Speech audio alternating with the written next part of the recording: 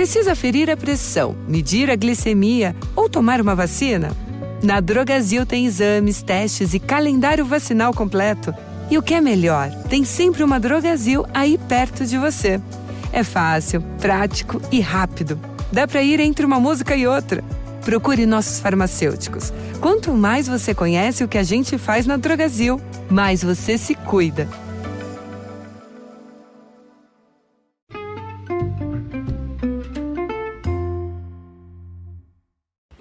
Hi, everybody, and welcome to the Dr. Psych Mom Show. Today, we are going to talk about why not to marry a man who doesn't do housework and how you need to kind of talk about this at home if you're a parent, if you don't want your children to end up in dysfunctional relationships later on. And, of course, there are caveats because some women will say, I don't care if my husband does housework, and we will talk about that as well right after I tell you to subscribe. My most recent subscriber episode was when you want your wife to change how she dresses, and the one coming up is going to be why would your partner try to make you happy if you never act happy? That will be the one that comes out next. All right, so anyway, there's also, of course, 100 more. So what do I mean by housework? So obviously you're going to meet your husband. He's not a full, he's in his 20s when you meet somebody, or maybe you meet him in his 40s after a divorce or sometime in between or whatever. He's just going to have an apartment, right? So he's probably not going to have a single family house with he certainly is not going to all the time have his own children yet. So you kind of don't know what he's going to do in the case that he has a family, right? But there's ways to tell if a human being can take care of themselves, right? And a lot of women act like, how could I have known that he wasn't going to help out when the guy lived like in filth, and he never ate at home. He never had anything in the fridge. He's never really cleaned. He never changed his sheets. He never thought about, he didn't really even have a house plant, never had a pet. There's a lot of people who cannot keep themselves afloat, really, in any meaningful sense. They look at the home as like this landing pad in between work and going out and hobbies. That isn't all men, though. Like, if you're a woman listening to this and you're like, oh yeah, that's just all men. That's not all men. Plenty of men know how to, sweep up a mess on the floor, and many men do have a pet or something that they have to take care of. Many men change their sheets, they do their laundry, they do stuff. And guys even do this in college. So, there's guys that do laundry in college more frequently than others. There's guys who they have trash piling up in their dorm room, and there's guys who don't. So if you marry a guy who has no indication that he can do anything like this, you are going to do it. And at first you may think that that's very cute and that you can take care of him. And that's the part that women don't really like to remember because it makes them feel stupid. And it's best to admit it. We all make mistakes when we're stupid and young. And also, when your sex hormones are raging because you're very young and you're very into the idea. I talked about this in my Feminine Energy podcast. A lot of women like these ideas, follow these people on TikTok that talk about being a soft girl and being feminine and your feminine energy. That seems really good when you're 25 years old, right? So you have this idea in your head oh, he's a slob, but he's a really good guy, and I'm going to make cookies, and I'm going to clean the house, and I'm going to, decorate the nursery, and I'm going to do this and I'm going to do that. If you want to do that, keep in mind you're always going to be doing that. So you may not always want to do it, and you're not going to want to do it as much after children. And it's like any other sort of idealistic fantasy. It doesn't really hold water when push comes to shove. Most women want somebody who can sweep up a mess, or who can make a phone call to a doctor's office, or who can put something on a calendar. So if you were always, and this is also in the realm of organizational skill. So not just that their organizational brain only comes on when they sit down at work, because you may doubt that that's real, and a lot of women do. They're like, how could he be so good at work and he's not so good at home? First of all, that is classic ADHD. They can only hyper focus on something when there's a deadline and when when there's adrenaline. So if they know they're going to get fired, they could do a lot different stuff than if they just know that they may get ants at some point in the future if they leave food on the table. So people with ADHD particularly, and you should read the book, The ADHD Effect on Marriage. If your husband is this person who has no organizational capacity, then, you may want to look into whether he has ADHD. That's kind of common. But he can do it at work, but also he's doing it less well at work than you realize, because all of these men, when I talk to them, the wife is like, why can he get so much shit done at work, but he can't get anything done at home? The man's like, I don't get so much shit done at work. I'm actually far behind. I'm actually always missing shit. I'm the guy that everybody knows it's even money that he won't show up for a meeting. And the wives are usually taken aback because they don't realize that he's fucking up at work too for the same exact reasons. And his dorm room correlates with his room when he was growing up as a boy, correlates with what he's going to do at work, and correlates with what he's going to do at home. So if you are idealizing this kind of man, then you need to realize that they're going to be the same person forever. You cannot marry somebody and think that they're just going to change when push comes to shove. The adrenaline rush of having a newborn baby is not the same as having your boss walk over to you and say you're about to lose your job because you have the baby 24/7. You don't have your boss coming striding over toward you across the room 24/7. It isn't the same adrenaline rush, so they're not going to feel the urgency in the way that you feel the urgency. It used to be, when social and gender roles were different, that women would kind of understand that their role was to do all the organizational stuff in the house. That is no longer the case. If you want that to be your role, that has to be an individual decision versus a gender decision. So if you want that to be, then that has to be something that's discussed. That you are like, I understand that this man, I'm looking around his room, his apartment, whatever, it's filthy, it's disgusting. He will not change. He can't. Even if he tells me he will change, it means nothing, because he's in the new love phase and he would like to think he can change, but it means as little as the fact that I like to give head now and I may not after I get married. And, same thing. The decrement in female libido parallels the decrement in male feeling in love and like I would do anything for them. It's like the same thing. It's the same hormonal, drunken new love feeling. So if you really want, here's a better way. Here's a better way to think about it. If your father, as a woman, if your father was good at organization and took over half the shit, so that your mother didn't have to do everything, that's probably what you're expecting marriage to look like. Do not marry the man who leaves potato chip bags under his bed, in his dorm, or whatever the case may be. It's never going to get better. And if you are so in love with this man, then also make sure that you will be cleaning out the potato chip bags forever, or you can have an idea in your mind that one or both of you have to make enough money to outsource all of the housework and a lot of the organization. And that's okay. There are some women who are so in love with the guy, and the fact that he doesn't do housework is whatever. Because either they love to do it, or they can outsource it. But you have to be thinking clearly. The idea of meeting somebody who's a slob and then thinking they're going to change is as ludicrous as I consistently tell men it is to think that a low libido woman when you're dating is going to morph into a high libido woman after marriage. She's going to get worse, not better. And it's the same with the guy who is sloppy and who can't do housework and can't organize. He's going to get worse, not better. So if you are okay with that, then get married. If you're not, then you have to think about somebody else. What you can't do, you probably will no matter what I say, but at least there'll be a little voice in your head that possibly could deter you. What it is unfair to do to yourself and to this person is to say, but you'll change when we're married, right?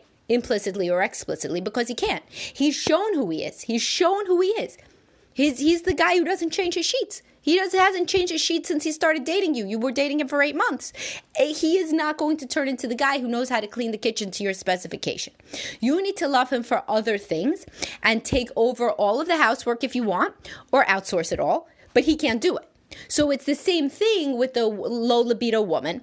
If you want to marry a woman that you're going to have a lot of sex, and you're not having a lot of sex when you're dating, How the hell is she going to turn into a porn star after you get married as the honeymoon stage fades? If you marry this woman, you have to tell yourself that it doesn't matter. You're never going to cheat on her. You're not going to want to have that much sex. You're not going to force her. You're not going to be up her ass to change. And you're just going to say, I accept that to be with this beautiful, remarkable person, we're not going to have that much sex. Let me tell you, you're not going to like that long term. The same as the woman probably isn't going to like the guy who can't ever clean the kitchen. So these are the things that you really have to look out for. And if that man, giving the parent parallel, if that man that says, oh, he would be okay with the woman who will barely touch him, but she's so beautiful and smart, if his mother was a very warm, physically affectionate person, that is his expectation for marriage implicitly. So although he doesn't want to marry his mother, he learned that that was what marriage looks like, and he's not going to like it the way he thinks he will. He's not going to be okay with having less sex than he wants to have because he's not always going to think of her as so splendid, because she may be beautiful and smart and whatever, but he's also wearing the honeymoon stage goggles of this rose-colored glasses thinking that she's better than she is. So the point is that you cannot marry somebody expecting them to change. And I talked about this, that in my podcast that said women fantasize that men will change after marriage, but men also fantasize women will change. It's just in a different way. Men think that after we get engaged, after we get married, whatever it is, then she'll feel secure and safe and all of these things. And then that's when our sex life is really going to ramp up.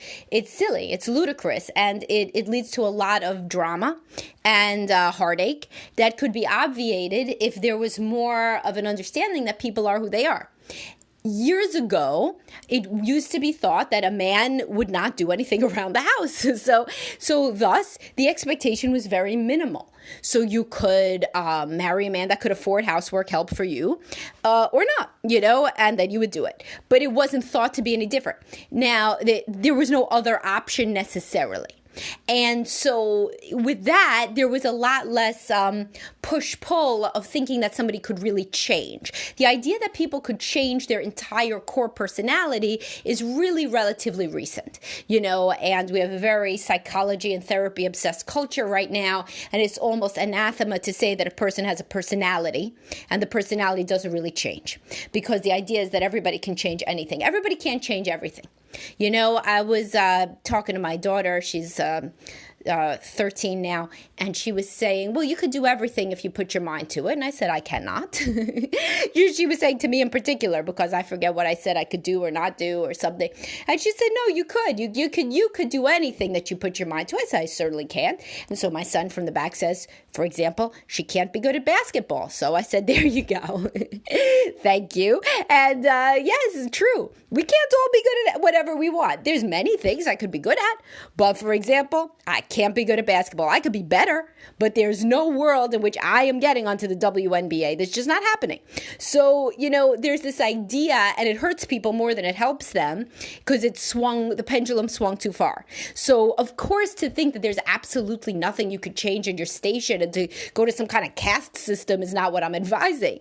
Of course, people can change and grow. But have I ever seen somebody change from somebody who was always a messy, sloppy person who never gave a shit about cleaning into somebody who is Mr. Clean in marriage? No, I never seen that. And similarly, I have never seen a woman who started out as a little girl who thought everything was gross, who never particularly liked cuddles or kisses, and never really had much of a romantic touching, didn't focus on physical touch ever in her relationships, to turn into a woman who is loves sex. No, I never seen it.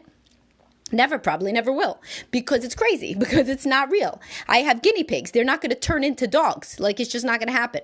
So if you think that you are going to marry a man that is crap at housework and he's going to change into somebody who's good at housework, I have a bridge to sell you, because it's not going to happen. And it's not a fair expectation on him, and it's not a fair expectation on you. So if you are now being like, well, shit, can't put the toothpaste back in the tube, I already married him, and he won't clean the kitchen. Yeah, I mean, there's a lot of problems in this world, and we got to think outside the box. So you could either keep banging your head against the wall, keep telling him to clean the kitchen in the way that he has never cleaned the kitchen in his whole life, or maybe you could think outside the box a little bit. Maybe you could hire somebody to clean the kitchen in the way that you want. Maybe you wouldn't be so upset about him not cleaning the kitchen if he did other things, like validated and appreciated how wonderful of a home that you keep and manage, whether or not you hire somebody. Maybe if he was more romantic, and I have a post called "What Would Your Housework Standards Be If You Felt More Loved?"